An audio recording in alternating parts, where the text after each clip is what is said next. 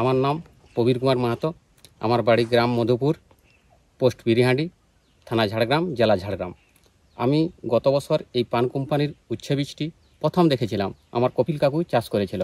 এটি পান কোম্পানির হচ্ছে 1937 ভ্যারাইটি। এর দেখে আমি খুব খুশি হয়েছিলাম, কারণ কাকুর প্রচুর ফল।